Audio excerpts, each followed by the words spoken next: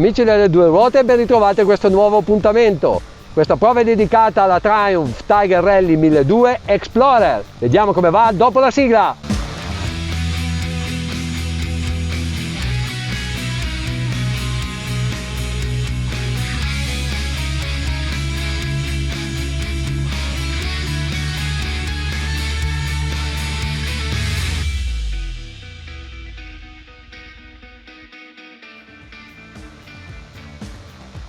Su questa versione troviamo un cerchio da 21 con pneumatico 90x90, sospensioni Showa semi-attive con escursione da 220 mm, serbatoio da 30 litri, sella riscaldata per pilota e passeggero e il radar che ci segnala quando sopraggiunge un veicolo in fase di sorpasso. La segnalazione viene fatta per mezzo di questo LED posizionato sugli specchietti retrovisori. Ora non mi resta che salire in sella su questa Rally Explorer.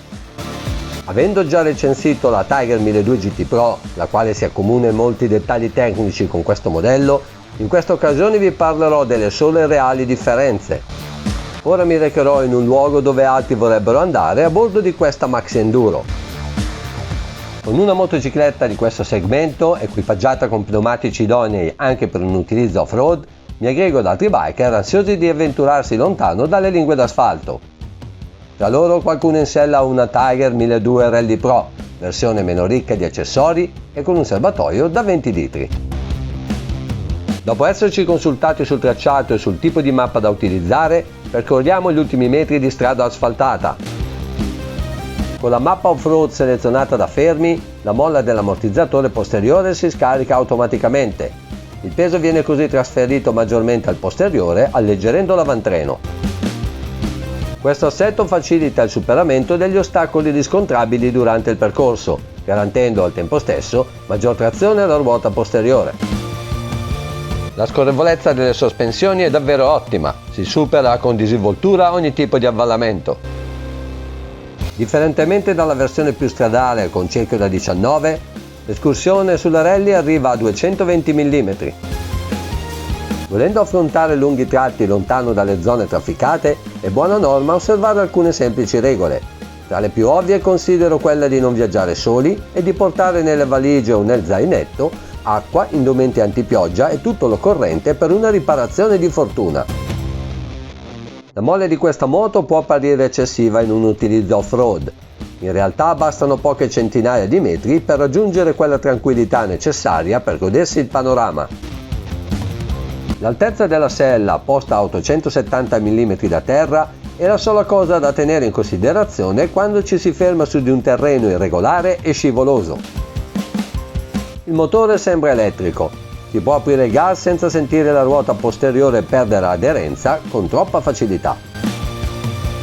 L'ABS rimane attivo sulla ruota anteriore rendendo sicuro l'utilizzo del freno.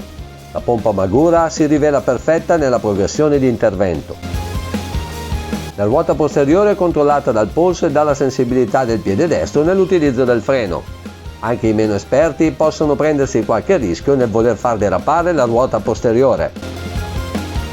Ritengo perfetta l'ergonomia nella guida in piedi. Il posizionamento del manubrio maggiorato su questa versione Explorer mi consente un'ottima manovrabilità potendo scaricare maggior peso al di sopra delle pedane. La sella, non troppo larga nella posizione vicina al serbatoio, non mi è di intralcio negli spostamenti. La mappa Off-Road Pro è da utilizzare se si ha maturato l'esperienza adeguata per condurre una moto di questa stazza. L'elettronica di questa mappatura lascia più libera interpretazione al pilota.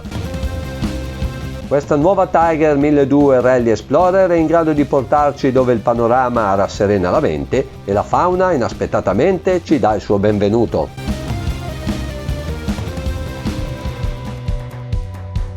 Differentemente dalla versione meno accessoriata, sulla Rally Explorer come sulla GT Explorer il manubrio è più alto e arretrato. La posizione in sella consente di mantenere il busto eretto e le spalle in scarico. La protezione aerodinamica è ottima per il pilota, il passeggero risente di qualche piccola turbolenza a livello del casco se supera il 1,65 m di altezza. Il problema è facilmente risolvibile sostituendo l'imbottitura della sella con una più bassa e di diversa densità. La differente conformazione del profilo, che nella versione Explorer fa da cornice nella parte frontale inferiore del grosso serbatoio, non permette di far defluire il calore in maniera ottimale. Differentemente dalla versione con serbatoio da 20 litri, su questo modello si percepisce un lieve calore all'altezza delle tibie. La situazione, a mio avviso, è risolvibile creando una fessura adeguatamente larga nella zona che vi sto mostrando. Indipendentemente dalla versione scelta, sulla Tiger 1200 è impossibile montare una borsa serbatoio. Ruotando lo sterzo verso destra anche di pochi gradi, la vaschetta di compensazione del freno anteriore urterebbe l'eventuale borsa montata. Unica soluzione possibile è quella di posizionare differentemente la vaschetta, operazione da far eseguire da un meccanico specializzato. L'altezza della sella posta a 870 mm da terra crea difficoltà quando si viaggia in coppia. L'ammortizzatore, che automaticamente si precarica per adattarsi al peso aggiunto, rimane in tale posizione anche dopo lo spegnimento della motocicletta. Far risalire a bordo nuovamente il passeggero diventa così un problema, trovandoci su di una moto decisamente più alta. Triumph dovrà pensare a una soluzione per chi non ha gambe da vatusso. Nonostante la meccanica sia sostanzialmente la stessa, su questo modello ho riscontrato una minor resistenza nelle cambiate. Anche il cardano sembra avere un parastrappi più silenzioso rispetto alle 2 GT avute in prova. Che sia dovuto a una scelta diversa per quanto riguarda l'olio utilizzato? Ottimo il comportamento della ciclistica nei percorsi ricchi di curve. La ruota da 21 pollici e la differente geometria riscontrata sulla GT obbliga però a un diverso approccio di guida. L'avantreno della Rally risulta meno carico e lo si sente alle alte andature. Nei cambi di direzione la sua reattività è sensibilmente inferiore. L'entrata in curva è dolce e progressiva, le traiettorie però devono essere diversamente calcolate. L'angolo di piega raggiungibile è decisamente ridotto per via di un pneumatico dalla sezione più stretta. Per concludere vi propongo uno schema di valutazione confrontando le due versioni GT e Rally. Vorrei poter esservi d'aiuto nello scegliere il modello che più si addice alle vostre esigenze o aspettative.